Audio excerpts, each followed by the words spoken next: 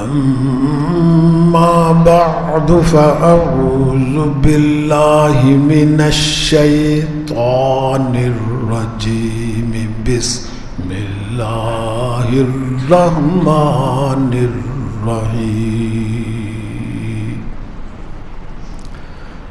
وهو الذي أنشأ جنات معروشات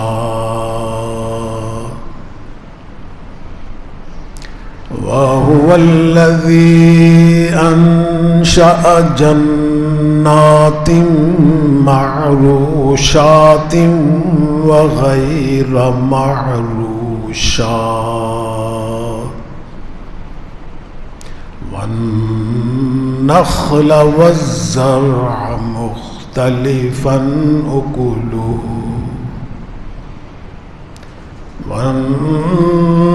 والنخل والزرع مختلفا أكله والزيتون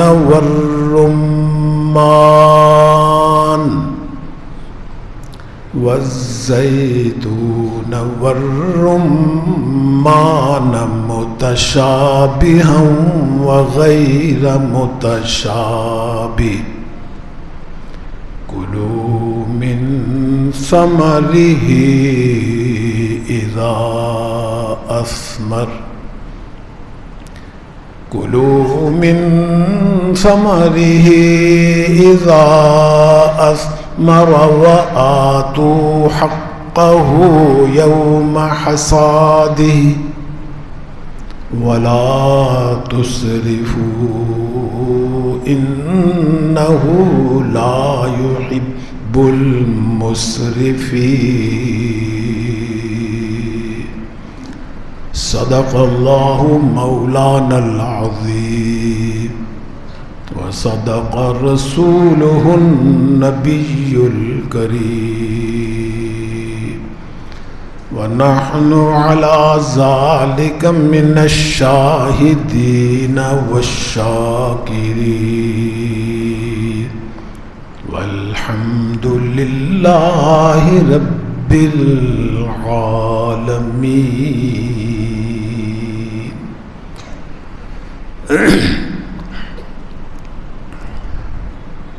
بزرگان محترم اور برادران عزیز، اس نشست میں آپ کی خدمت میں سورہ انعام کی ایک آیت مبارکہ تلاوت کی گئی. ترجمہ اس آیت مبارک کا یہ ہے: وَهُوَ الَّذِي أَنشَأَ جَنَّاتٍ، کہ اللہ تعالیٰ کی ذات اقدس وہ ذات ہے جس نے باغات کو پیدا کیا. باغات کے پھل بھی پھر دو طرح کے ہیں. کچھ پھل ایسے ہیں جو بیلوں پہ لگتے ہیں اور بیلیں اوپر کو چڑھتی ہیں، پھر وہ پھل پیدا ہوتے ہیں. یہ بیلدار پھل جو اوپر چڑھنے والے دیواروں پہ، چھپروں پہ، چھتوں پہ اللہ تعالیٰ پیدا کرنے والے ہیں. یہ اگر بیلیں نیچے ہوں تو پھل نہیں پیدا ہو سکتے. یہ اوپر ہی اللہ تعالیٰ ان کو پیدا کرتے ہیں، اوپر ہی مٹھاس پیدا کرتے ہیں ان کے اندر، اوپر ہی ان کے اندر رنگ روپ آتا ہے. جیسے انگور کے پھل ہیں، یہ نیچے نہیں آپ کو نظر آئے گا، اوپر نظر آئیں گے. فرمائے کہ وَهُوَ الَّذِي أَنشَأَ جَنَّاتٍ مَعْرُوشَاتٍ. معروش عرش سے نکلا ہے، عرش بلندی کو کہتے ہیں. اللہ کا عرش بھی بہت بلند و بالا ہے، اس لیے اس کو عرش کہتے ہیں. تو معروشات کا مطلب ہے وہ باغوں کے پھل جو بیلوں پہ لگتے ہیں اور بیلیں پھر اوپر چڑھتی ہیں، پھر وہ پھل تیار ہوتے ہیں. فرمایا اللہ ہی وہ ذات ہیں جو وہ پھل بھی پیدا کرتے ہیں جو بیلوں پہ لگتے ہیں، لیکن بیلیں وہ زمین پر پڑتی ہیں، اوپر نہیں چڑھتی. اوپر چڑھیں گی تو پھل نہیں پیدا ہوں گے. فرمائے کہ وَهُوَ الَّذِي أَنشَأَ جَنَّاتٍ مَّعْرُوشَاتٍ وَغَيْرَ مَعْرُوشَاتٍ. اوپر والی بیلیں اور نیچے والی بیلیں دونوں کے پھل وہ ذات پیدا کرنے والی ہے. نیچے بیلوں پر یہ جو آپ کے خربوزے ہیں، آپ کے اور تربوز ہے، یہ سب نیچے بیلوں پہ لگتے ہیں. ان کو آپ اوپر چڑھا کے دیکھو، چڑھیں گے نہیں، چڑھیں گے تو پھلیں گے نہیں، پھولیں گے نہیں، پکیں گے نہیں، لگیں گے نہیں پھل. پھر اللہ تعالیٰ فرما رہے ہیں پھر ہم نے درختوں کے پھل بھی ہم نے پیدا کیے. وہ درخت کی ٹہنیوں پہ لگیں گے، شاخوں پہ لگیں گے، جیسے کھجور ہے، زیتون ہے، انار ہے. پھر اللہ تعالیٰ فرما رہے ہیں کہ یہ جو لہلہاتی کھیتیاں آپ کو زمین پہ نظر آ رہی ہیں، یہ بھی ہم نے پیدا کی ہیں.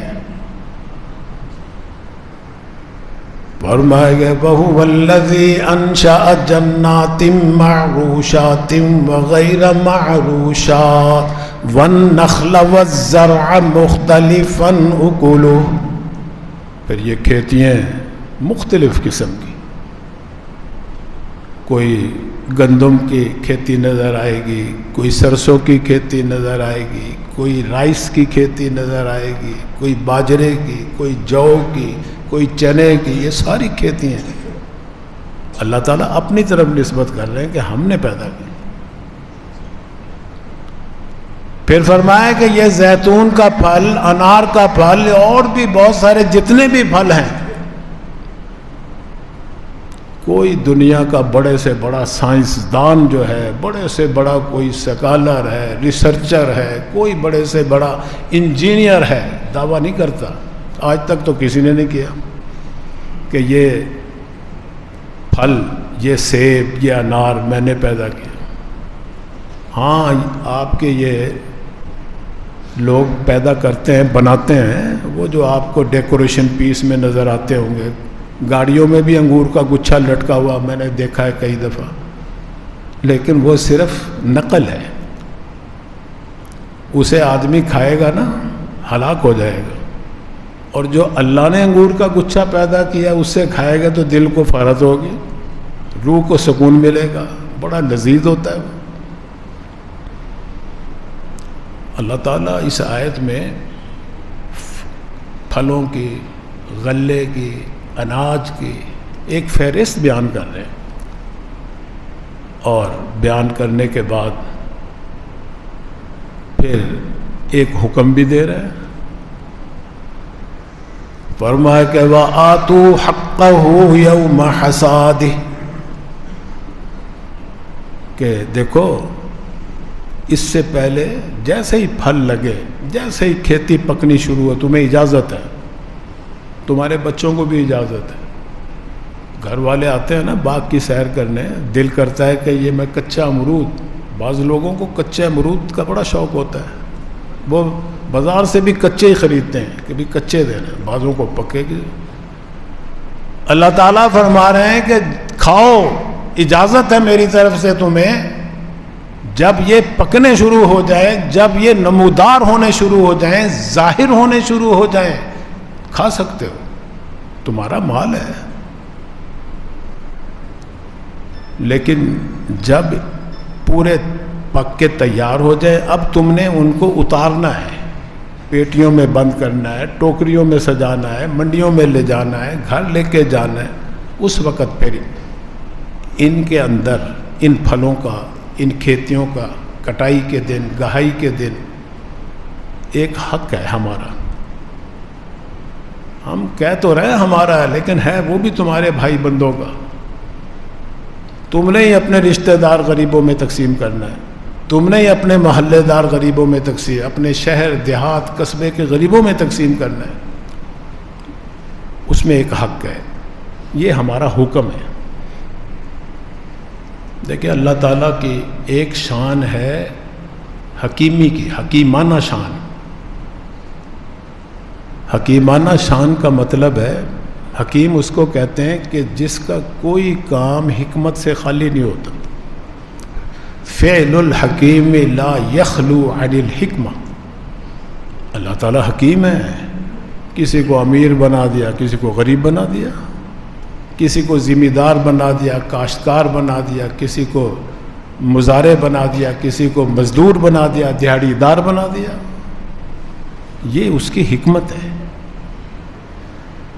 اللہ تعالیٰ کی ایک دوسری شان حاکمانہ بھی ہے. حاکمانہ کا مطلب ہے وہ حاکم بھی ہیں، احکم الحاکمین بھی ہیں. حکیمانہ شان کا تقاضا تھا کسی کو ذمہ دار زمین دے دی اور کسی کو زمین سے خالی کر دیا، وہ اس کا وہاں نوکر بن کے، خادم بن کے، مزدور بن کے کام کرے. یہ حکیمانہ اللہ کا حکمت ہے. لیکن اللہ نے پھر حکم بھی دیا کہ یہ جو زمین کی پیداوار ہے اس میں ہمارا حکم بھی ہے، ہمارا حق بھی ہے، وہ بھی ادا کرو. وہ انہی غریبوں میں تقسیم کرو جن کو ہم نے غریب بنایا، تاکہ توازن قائم ہو جائے. اور اس حکمت کے بڑے فائدے ہیں. تو قرآن کریم کی اس آیت کو آج جو تلاوت کیا آپ کی خدمت میں، اس میں اللہ تعالیٰ ان لوگوں کو جو زمین سے اس وقت پیداوار حاصل کر رہے ہیں، اناج کی صورت میں، گلے کی صورت میں، اور گھروں میں لا رہے ہیں، نفع اٹھا رہے ہیں، منڈیوں میں لے کے جا رہے ہیں، مارکیٹ میں لے کے جا کر فروخت کر کے مالی فائدہ بھی اٹھا رہے ہیں، جسمانی فائدہ بھی اٹھا رہے ہیں. اسی طرح وہ لوگ جو باغات سے پھل حاصل کر رہے ہیں اور پھر اس سے خود فائدہ بھی اٹھا رہے ہیں، مالی بھی اور جسمانی بھی، ان کو اللہ تعالیٰ مخاطب ہے اس آیت کے اندر.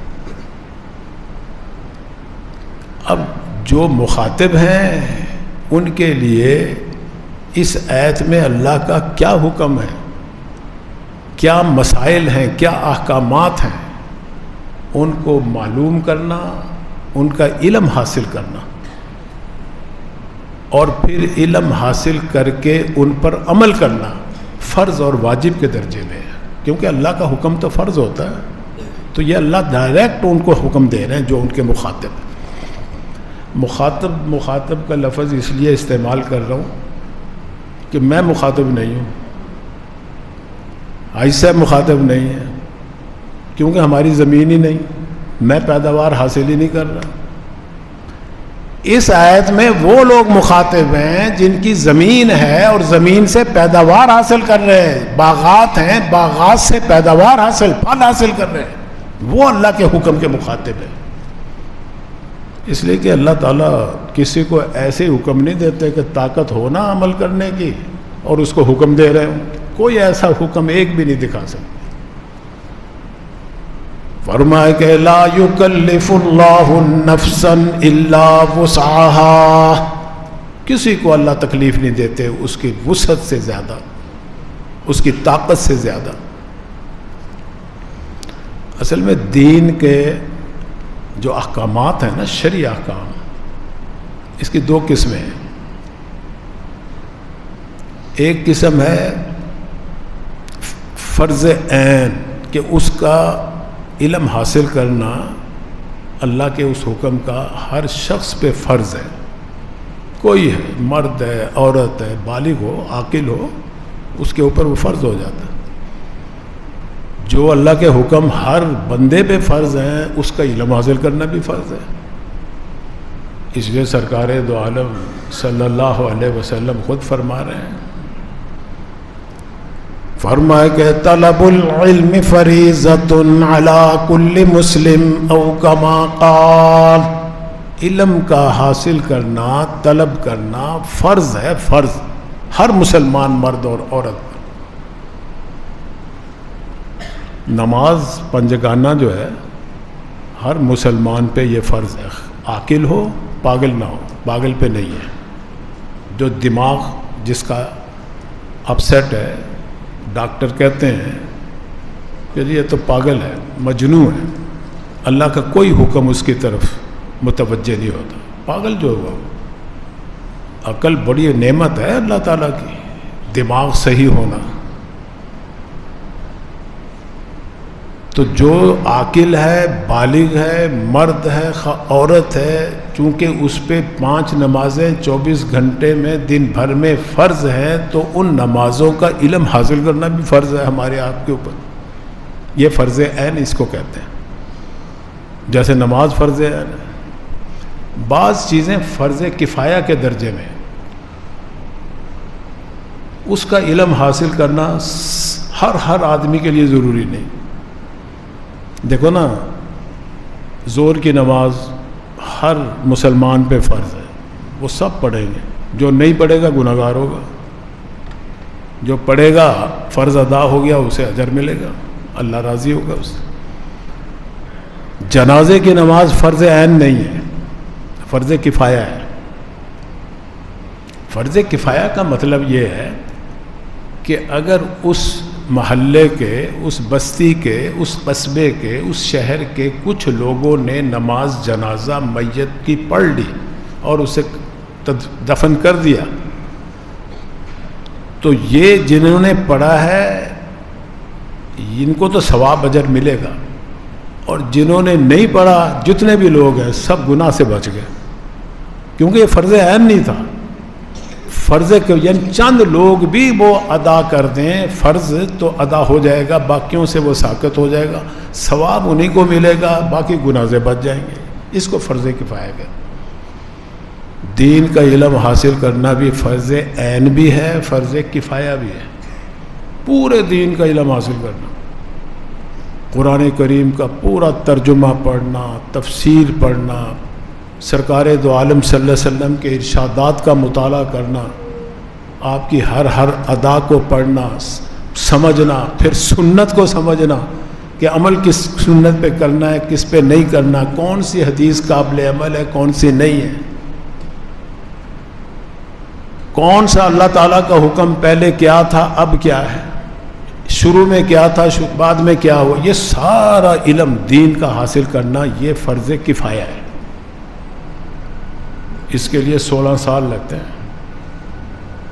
مدرسے میں داخل کرو اپنے بچے کو، وہ حفظ بھی کرے گا، قرآن بھی پڑھے گا، حدیث بھی پڑھے گا، فقہ بھی پڑھے گا، عربی گرامر، نحو، ادب، منطق، فلسفہ سب کچھ پڑھے گا۔ 16 سال، اور یہ 16 سال جو ہے ہماری گورنمنٹ نے وفاق المدارس کے تحت جو امتحانات ہوتے ہیں نا ہمارے مدارس میں، اس کو جو یہ سارا کورس نصاب پڑھتا ہے، ہر سال پھر امتحان دیتا ہے، پھر وہ دورے کا آخری امتحان بھی دیتا ہے، تو ڈبل MA کے برابر اس کو قرار دیا ہے۔ منظور شدہ ڈگری ہے یہ مدارس کی، جو آپ کی حکومت نے بھی تسلیم کیا ہو۔ ڈبل MA سے کیا مراد؟ MA عربک، MA علوم اسلامیہ، 2 سبجیکٹ الگ الگ ہیں۔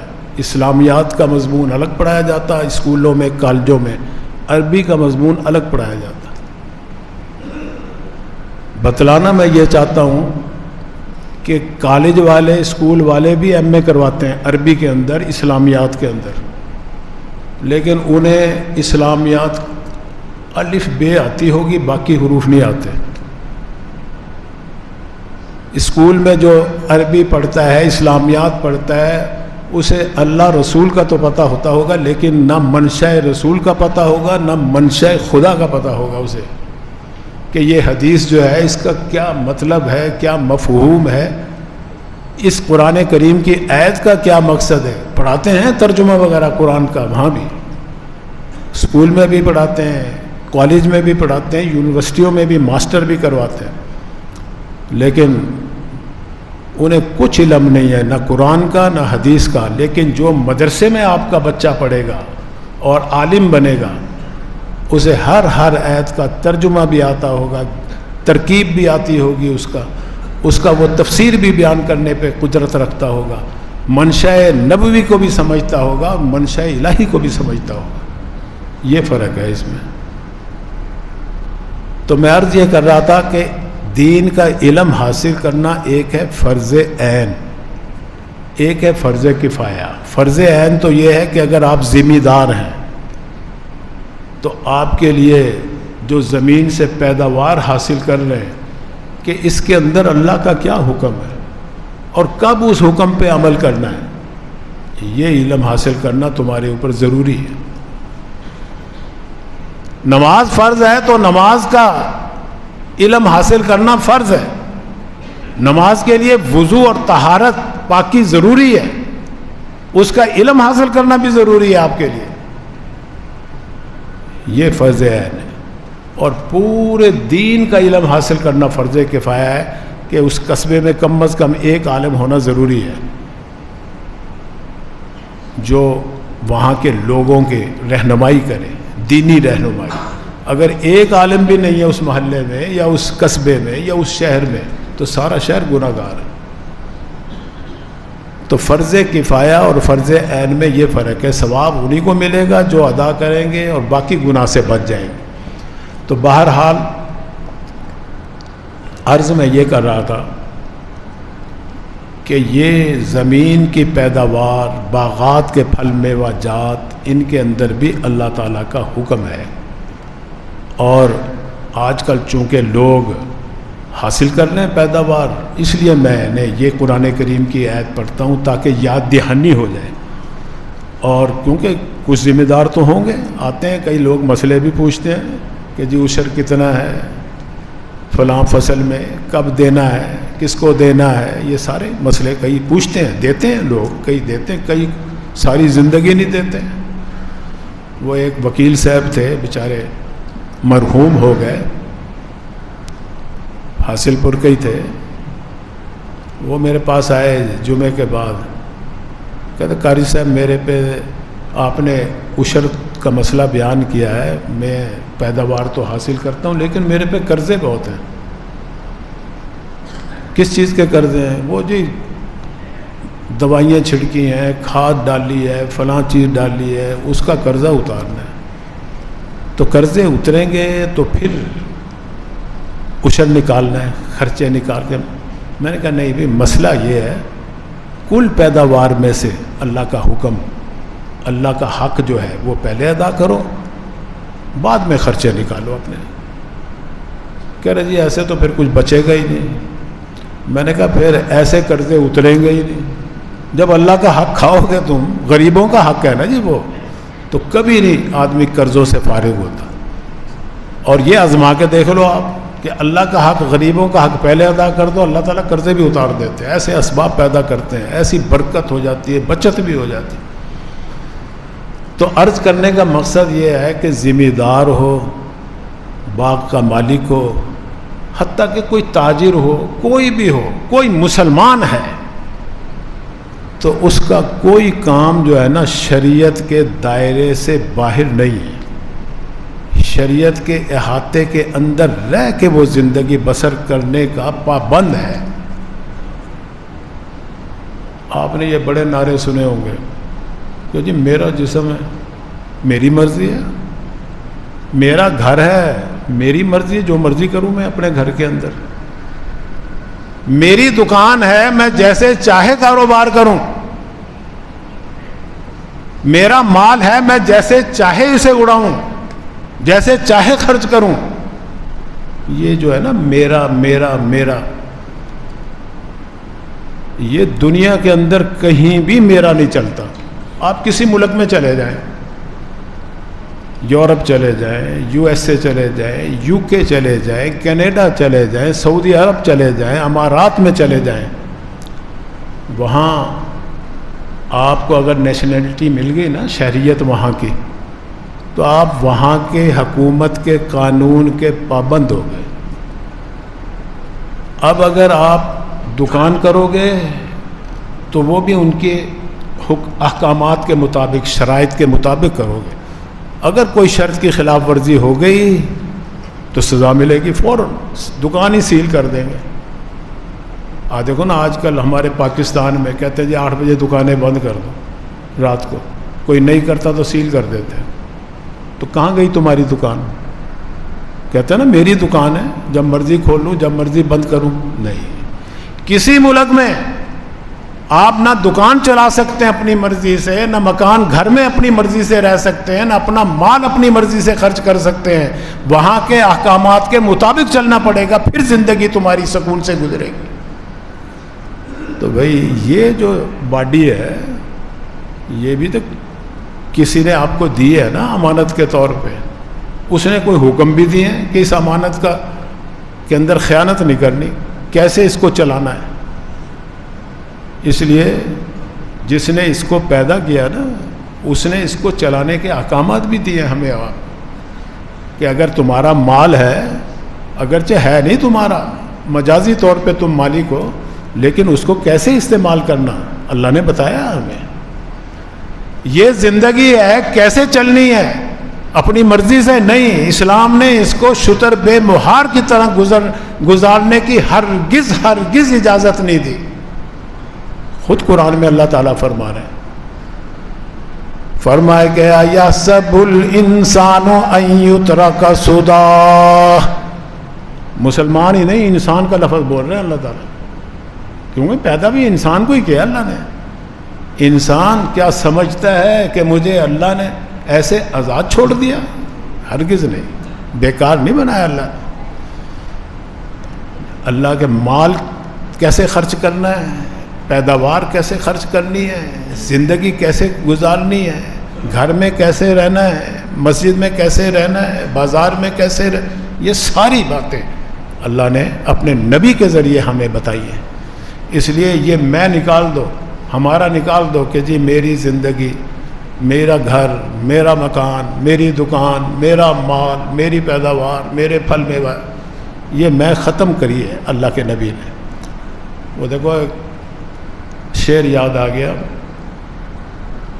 کبوتر، ایک شاعر ہمیں یہی مسئلہ سمجھا رہے ہیں، میں والا، کہ میں نہیں ہونی چاہیے، ہمارا ہمارا ہمارا یہ نہیں ہونا چاہیے. ایک کبوتر اور ایک فاختہ ایک چمن کے اندر، باغ کے اندر جھگڑا کر رہے ہیں. فاختہ کہتی ہے کہ یہ میرا چمن ہے، یہاں میرا بسیرا ہے، میرا ڈیرا ہے. کبوتر کہتا نہیں نہیں میں تم سے پہلے یہاں کا رہتا ہوں، یہ میرا ہے. وہ کہتی نہیں میرا ہے تیرا نہیں، وہ کہتی تیرا نہیں میرا ہے.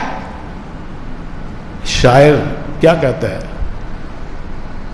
فرمائے کہ کب کو قمری میں جھگڑا ہے چمن کس کا ہے، کب کو قمری میں جھگڑا ہے چمن کس کا ہے، کل اجل آ کے بتا دے گی وطن کس کا ہے.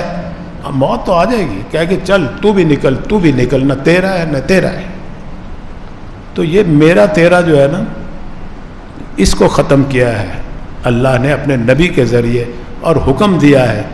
مال ہے، پیسہ ہے، دولت ہے، زمین کی پیداوار ہے، باغ کے پھل میوہ جات ہے، کیا خرچ کرنا ہے، کتنا حق ہے، انشاءاللہ مزید تفصیل آئندہ. وآخر دعوانا الحمدللہ.